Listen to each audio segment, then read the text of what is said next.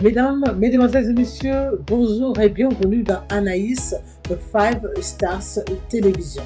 Anaïs Five Stars TV est une télévision francophone en ligne à vocation politico-socio-culturelle émettant depuis les États-Unis d'Amérique. Comme vous le savez, l'anglais est la toute première langue parlée aux États-Unis d'Amérique et c'est fait que les populations francophones qui y résident sont confrontées à beaucoup de problèmes pour s'intégrer au pays de leur destin.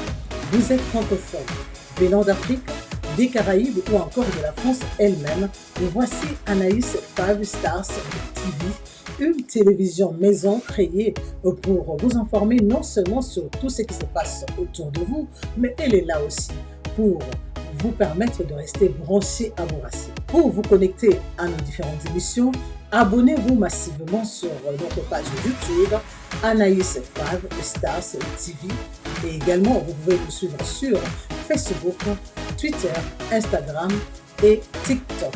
Mesdames, Mesdemoiselles et Messieurs, bonsoir.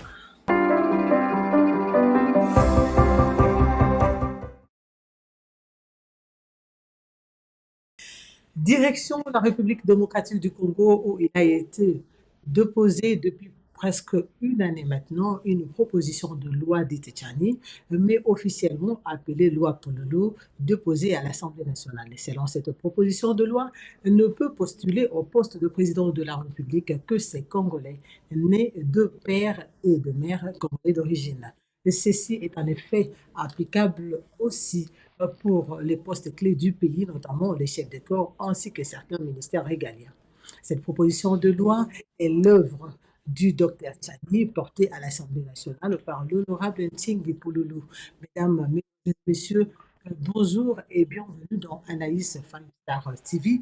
Nous vous proposons ces numéros spéciaux sur la politique en RDC avec comme invité en ligne Monsieur Franck Nyoka depuis Kinshasa. Nous avons Monsieur Boum Bessongo, il est juriste et analyste politique. Et à ma droite, nous avons Monsieur Machel Kayola Tembo, lui aussi est analyste politique et architecte. Bonsoir messieurs, et merci d'être parmi nous ce soir. Beaucoup craignent que cette proposition de loi soit juste un moyen d'écarter certains prétendants présidents à la présidentielle prochaine. Que pensez-vous de cette idée dont beaucoup craignent?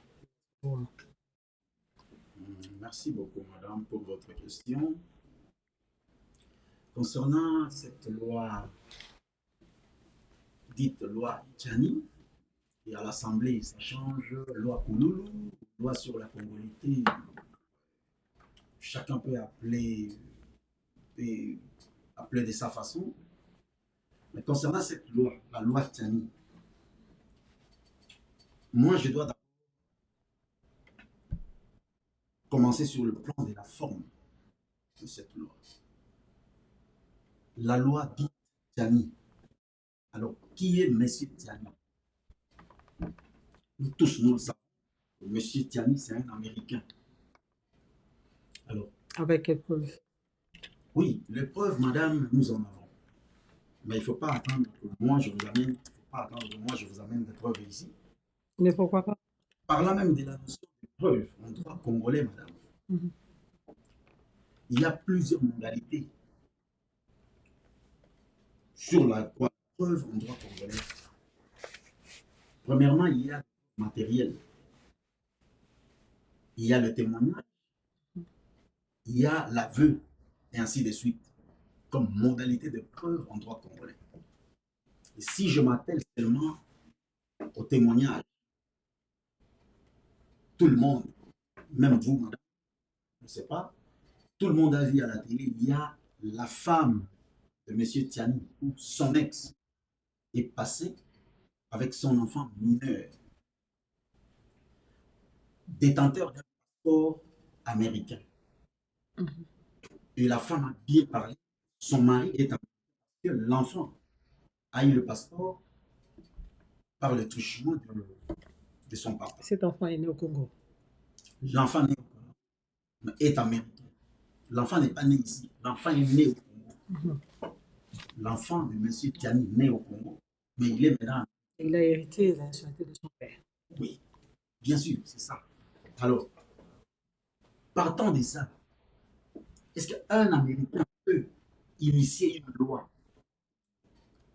et aller remettre à un monsieur comme ça, député, qui endosse cette loi? Prenons un peu l'exemple, madame. Moi, je vis ici aux États-Unis. Ça serait un peu aberrant de me voir initier une loi et aller là-bas au Congrès, proposer cette loi à un congressman sur les États-Unis d'Amérique. La toute première des questions, et la loi là vient, oh oui, ça c'est la loi Boom. Pendant que vous n'êtes pas américain. Pendant que je ne suis pas américain, de par la connotation, on va demander de qui est ce Boom. Mais est-ce que notre Constitution n'a pas laissé une porte ouverte par rapport à ça, pour dire que toute personne peut proposer une loi et la faire passer par un député national? Toute personne de la nationalité congolaise. Nous savons très bien que la nationalité congolaise, selon l'article 3 de cette loi, est une exclusive. On parle de l'unicité, oui, et de l'exclusivité de cette loi. Si on est naturalisé américain, on perd d'office la loi congolaise. Alors, M. Tiani a déjà perdu d'office la loi et la nationalité congolaise.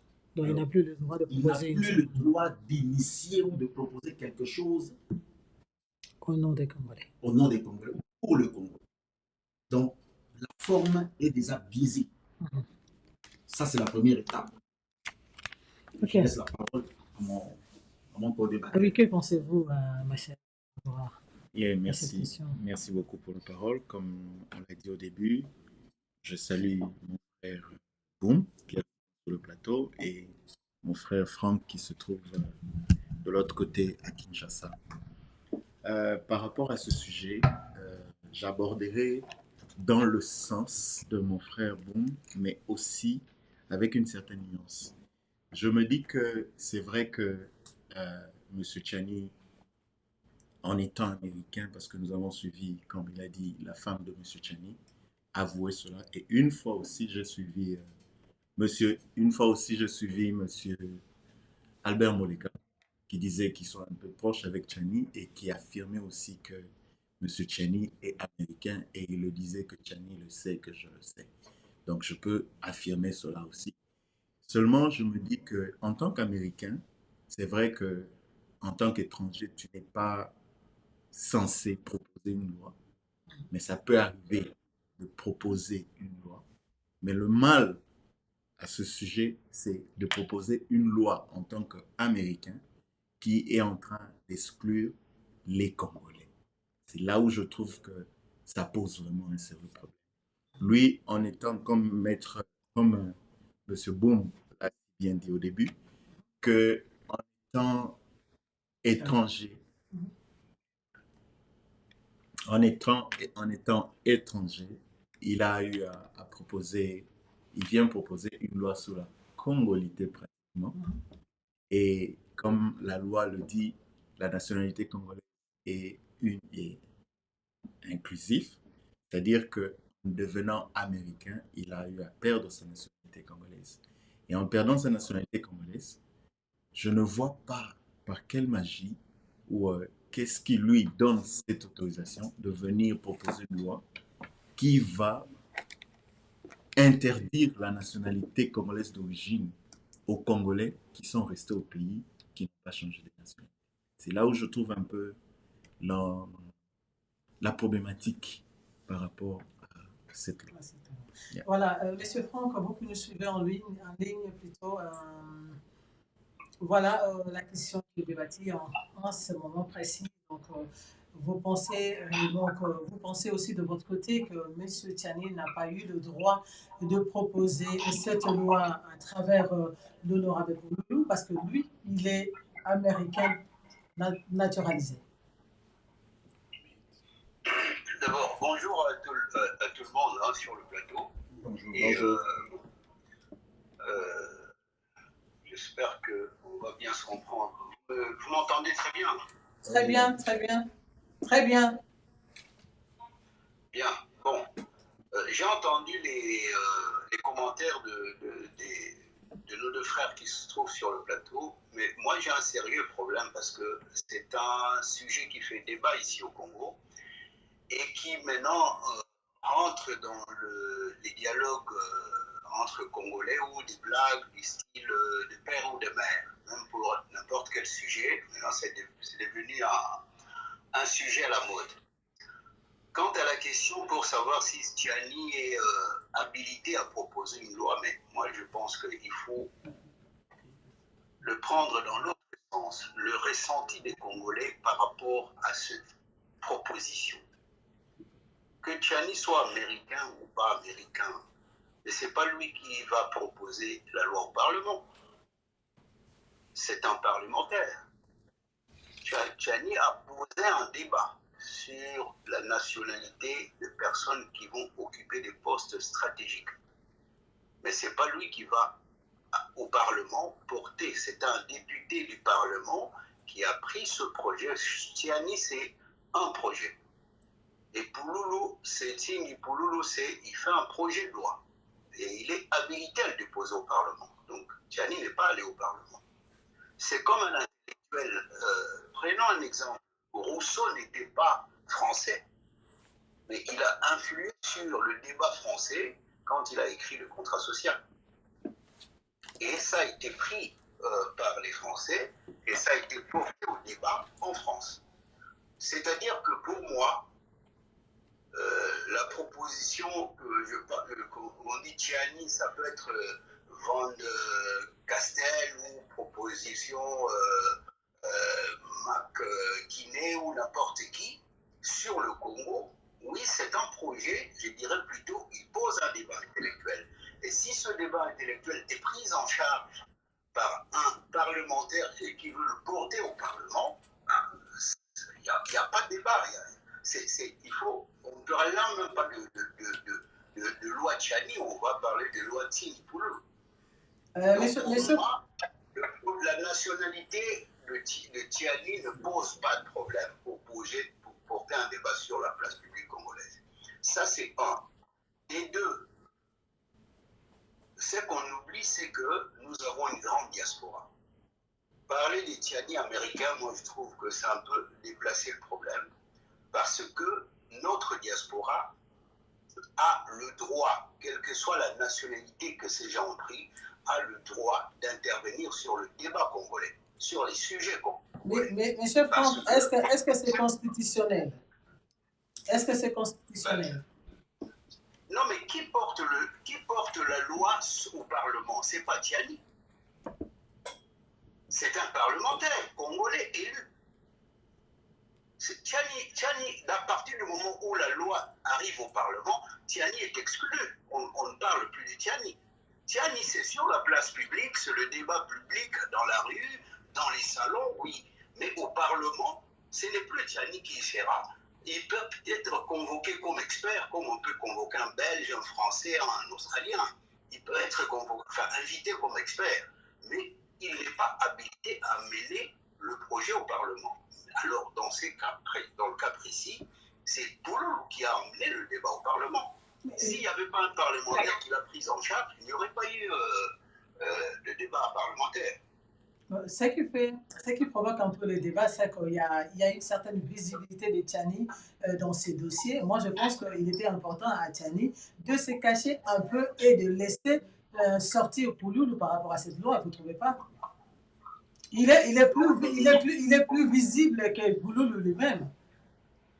Oui, mais c'est un problème purement intellectuel. C'est pourquoi je vous ai donné l'exemple de Rousseau, qui était en Suisse, mais qui a créé un débat en France parce qu'il a écrit un bouquin et que les Français ont récupéré pour leur propre sujet et qui a fait avancer les choses. Donc, il faut considérer Tiani comme un intellectuel. Un point trait. Mais juridiquement, c'est un parlementaire qui a porté le débat au Parlement. Avant, le débat n'était pas au Parlement, c'était dans la rue et dans les salons intellectuels. Mais maintenant, au Parlement, c'est un parlementaire. Donc, il n'y a même pas de problème de constitution ni quoi que ce soit. Oui, bon, ça c'est par rapport à la forme, comme vous avez dit. Moi, je vois qu'il y a Maître Boum qui veut réagir. Est-ce que vous pouvez réagir? Oui, bien sûr, on ne peut que réagir. On ne peut que réagir sur ce qui se passe au Congo. Comme notre frère a bien dit là, il y a, là maintenant on parle de père et de mère. Tout se synthétise au père et à la mère.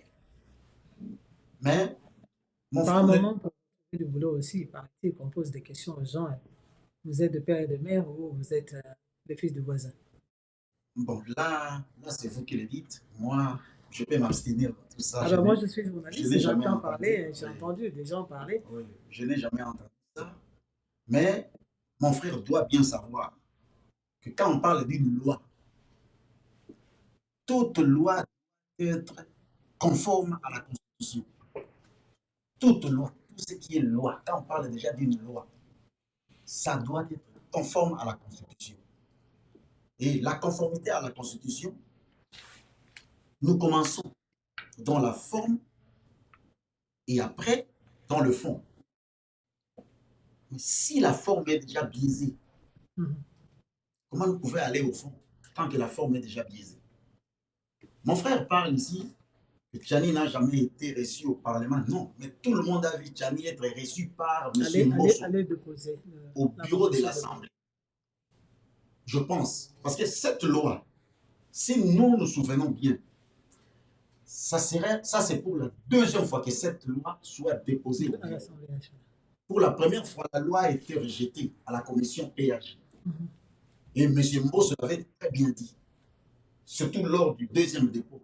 M. Mbosso l'avait dit, non, cette loi ne va pas passer parce que la loi a été déjà rejetée pendant le premier dépôt. Donc, ça a été rejeté pendant le premier dépôt. Pourquoi? Parce que cette loi portait déjà ces germes de division. On parlait plus de la congolité. Et lui-même, l'initiateur américain, on le voit à la télé, quand l'initiateur américain, il parle de Katumbi, il parle des métis. Et il confond même que le métissage, ce n'est pas seulement la peau.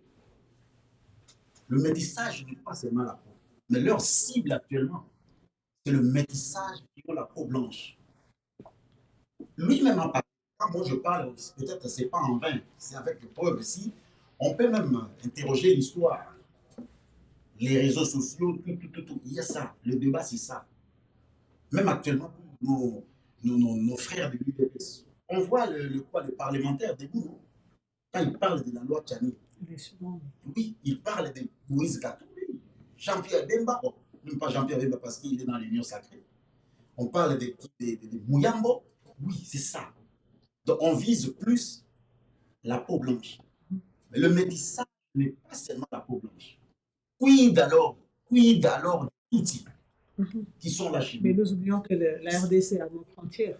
Si on peut laisser un Roubaix Mhm. prendre gratuitement la nationalité congolaise et on s'attaque à Mouyambo, qui a au moins un des parents congolais.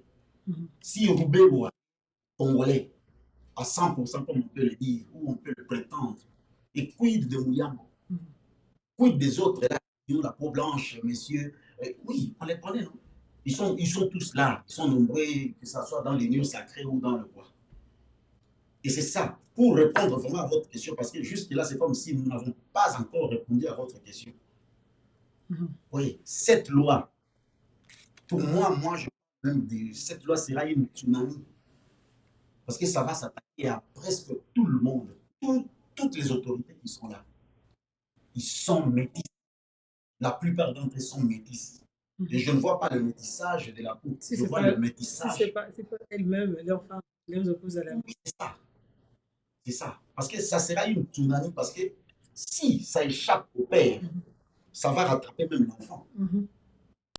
C'est ça que je dis.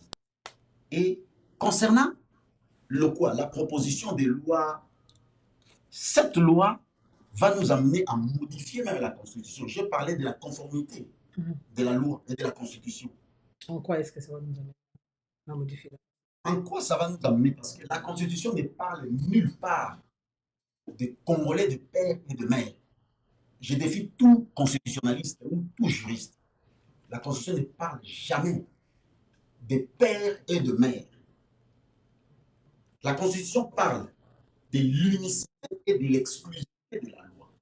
Mais il y a l'acquisition de cette nationalité. Par mariage, par option, par adoption, mais ça ne parle nulle part de père et de mère. Alors, pour qu'une loi doit être conforme à la Constitution, donc on doit intégrer ça dans la Constitution. Intégrer une loi dans la Constitution, c'est modifier, toucher à la Constitution. Or, la période que nous sommes maintenant... Ce n'est pas interdit. Hein. Qu'est-ce qui n'est pas interdit, madame? De toucher à la Constitution. C'est interdit. C'est interdit. C'est interdit à cette période ici, madame. Nous sommes dans la période de l'état de siège. La Constitution interdit la modification, sa modification pendant la période de guerre, pendant la période de l'état de siège, pendant la période de l'état d'urgence. Nous sommes jusque-là, nous sommes pendant la période de l'état de siège. Alors, quid? Donc, pour que cette loi soit retenue au niveau de la Constitution ou encore qu'on puisse modifier la Constitution en faveur de cette loi, on doit d'abord lever l'état de siège. Oui, on doit d'abord lever l'état de siège. Mais jusque-là, nous restons, nous allons en prolongation, l'état de siège. Ça sera impossible. Peut-être, ça sera une loi adoptée et stockée, disons, gardée dans le tiroir de l'Assemblée. Mais si on faisait un passage à force, un passage de force. Oui, c'est ça. C'est ça ce qui peut se faire, non? Parce que si les gens sont ciblés, c'est ça, non? Passage en force. Mais ça sera une tsunami parce que ça va rattraper presque tout le monde. Presque tout le monde, je dis. C'est ça. Maître, nous allons petit à petit, sûrement, je pense que je dois me retourner vers Machel. Machel, est-ce que pensez-vous que le moment est indiqué vraiment pour l'honorable de proposer cette loi? Et surtout que ça revient pour la deuxième fois, parce que nous ne savons pas si elle a été modifiée par rapport à toute le que M. qui est le président national leur avait fait. Merci beaucoup. Permets-moi, avant de répondre à la question, que je puisse essayer un peu de parler, de réagir un peu par rapport à ce que M. Franck venait de dire. Yes, c'est vrai, M. Franck, vous avez complètement raison en disant, par exemple, que ce n'est pas Tchiani qui juridiquement dépose la loi. On le prend peut-être comme intellectuel. C'est vrai que juridiquement, cela, vous avez raison, mais sous le plan sociologique, c'est sur ce point-là que nous sommes en train de dire que ça ne sonne pas vraiment bien, que sociologiquement, que ce soit une personne qui a, on peut le dire, renié sa nationalité pour opter pour la nationalité américaine, qui soit à la base d'une nationalité, d'une loi sur la congolité pratiquement, qui a tendance à nous diviser. Alors qu'il n'a pas encore renoncé à sa nationalité, mais il a tendance à proposer quelque chose qui sociologiquement, j'insiste sur le mot, sociologiquement, a tendance à diviser la nation congolaise qui, elle-même, n'a pas encore pu devenir une vraie nation. Jusque-là, nous sommes un pays, mais nous ne sommes pas encore une nation. Et créer encore ce genre de choses, ce genre de division, dans un pays avec 9 frontières, dans un pays où les 9 frontières, nous avons presque les familles dans les 9 frontières, dans les 9 pays limitrophes. Tu vas trouver les gens du Congo-Brazzaville qui sont métissés avec le Congo, mais Brazzaville, la Centrafrique, l'Angola, le Soudan du Sud et autres. Alors, par rapport à ce sujet, je m'inscris un peu en faux sur le plan sociologique, que ce soit un Américain qui puisse proposer une loi sur la communauté qui peut créer des problèmes sur le plan sociologique. Bon, dans ce cas, vous auriez accepté que cette loi puisse provenir d'un Congolais. Parce que la Constitution ou les lois de la République n'interdisent pas aux gens de réfléchir. Même la diaspora peut proposer quoi que ce soit. La loi n'interdit pas. Que ce soit la loi nationale, internationale, ça n'interdit pas aux gens de réfléchir. Comme vous le dites, il a réfléchi. Mais seulement ce sujet-là qu'il a choisi semble être malsain au moment où nous sommes en train de vouloir créer une nation, que ce soit quelqu'un qui a renoncé à la nationalité, qui puisse venir proposer un sujet qui parle de la congolité. Cela ça frise un peu de la jure, un peu du genre que tu as quitté la nationalité, mais tu viens proposer la loi sur la nationalité qui peut exclure un grand nombre des Congolais qui sont considérés comme Congolais d'origine. Ça, c'est sous ce plan. Deuxièmement, par rapport à votre question, vous demandez s'il y a l'opportunité par rapport à la loi. À mon avis, je pense que cette loi-là ne trouve pas son opportunité en ce moment-ci. Pourquoi? Parce que lorsque je suis les débats des gens qui soutiennent souvent cette loi, la tendance est de voir en cette loi les métis sous le terme de la couleur de la peau. La tendance est de voir aussi une autre frange de personnes qui disent que voilà, si cette loi passe, dans le collectif congolais aussi, on voit l'aspect, les Banyamoulés, comme il y a d'autres avec qui j'ai échangé, qui vous parlent un peu de... Oh, tu vois par exemple Mwanga Chouchou. Si cette loi-là est là, ça va interdire que les Mwanga Chouchou, par exemple, puissent passer comme pour postuler pour devenir. Mais c'est que la majorité, c'est que par rapport à cette proposition, on dit, il propose que la loi puisse dire ne peut postuler à ce poste qu'un Congolais né de père et de mère congolais, mais ils oublient que, par exemple, mon chouchou, il va te dire qu'il est Mouniamouleng. Or, selon notre configuration actuelle, les Banyamouleng se considèrent étant Congolais de père et de mère. Donc, c'est là déjà dans l'imaginaire des Congolais qui voient en la loi Tchani l'opportunité de bloquer, par exemple, les rwandophones. Je pense qu'ils sont déjà en faux.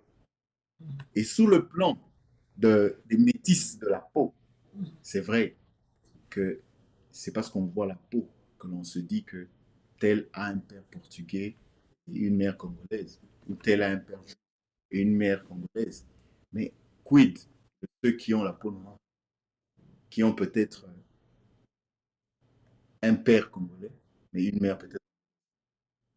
Quid de ceux qui ont la peau noire et qui ont peut-être un père, je ne sais pas, une mère qui peut même être de l'Équateur, ou je ne sais d'où, mais qui a un parent africain.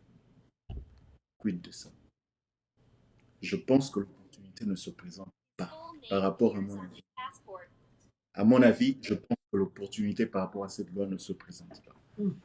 Ce que je me dirais, moi, ce que je me dis souvent, c'est que ce n'est pas tellement en termes de la loi, plus en termes de la loi. Et moi, je me dis qu'il faudrait peut-être créer des lois qui sécurisent le pays. Et on verra que n'importe qui peut être président, si la loi est au-dessus de tout le monde, ça fera que le pays sera géré. Exact. Nous l'avons vu avec Obama, qui est né de mère américaine, mais de père kenyan. Obama est loyal à l'Amérique. Yes. Oui, Monsieur Franck, je reviens à vous. Pensez-vous vraiment que le moment est propice pour que cette loi soit proposée au niveau de l'Assemblée nationale? Bon, je vais répondre à cette question et je vais revenir un peu sur les propos qui ont été tenus. Notre frère a parlé de... Enfin, on a quitté même le terrain juridique parce que, bon, je vous ai démontré que juridiquement, c'est possible qu'on dépose cette loi parce que c'est pas Tchani qui dépose la loi. Deux, sociologiquement, oui, oui, ça peut créer des problèmes purement sociologiques. Et puis, mais le problème, c'est que les problèmes sociologiques sont des problèmes conjoncturels. Donc, c'est des choses qui passent. Il y a des moments, on peut dire que oui, c'est pas le moment, on peut le faire après. Et puis, juridiquement, on est en période préélectorale, donc on peut dire oui, pas maintenant, mais plus tard. Mais c'est-à-dire que, quant au fond, est-ce qu'on peut déposer une telle... Est-ce que cette loi qui vient de Tchiani peut être déposée au Parlement ou pas? C'était la première question. Et moi, j'ai dit que oui. Alors, c'est malsain, ça attaque le midi et tout. Oui et non. Bon, un métis, oui, ça se sentira toujours attaqué parce que, en fait, quand on dit de père et de mère, un vrai métis, donc 50-50, ne peut pas être exclu dans cette affaire. Mais je vous poserai la question, vous êtes aux États-Unis. Un enfant qui est arrivé aux États-Unis à l'âge de 2 ans et qui a fait toute sa vie aux États-Unis, si on dit qu'il ne peut pas postuler à la présidentielle, est-ce que c'est normal? Quelqu'un qui ne connaît pas notre pays. Mais le fait même d'être né ailleurs, et la loi lui interdit de postuler, alors qu'il a la culture américaine, il n'est pas né là-bas, même qui est arrivé peut-être, bon, je ne sais pas, vous allez m'expliquer, hein, qui est arrivé une semaine après sa naissance et qui ne connaît pas un autre pays, aux États-Unis, il ne peut pas postuler. Est-ce que c'est normal? Même sur le plan sociologique. Parfois, il est même un plus bon citoyen américain que quelqu'un qui est de père et de mère est né aux États-Unis. Donc, tout est relatif. Donc, il ne faut pas tellement condamner cette proposition de loi dans des termes juridiques ou quoi que ce soit. Donc, il va falloir revoir un peu les positions. Oui, avant l'opportunité. Avant d'avancer, c'est vrai que, comme disait notre... avant d'avancer, j'ai une question.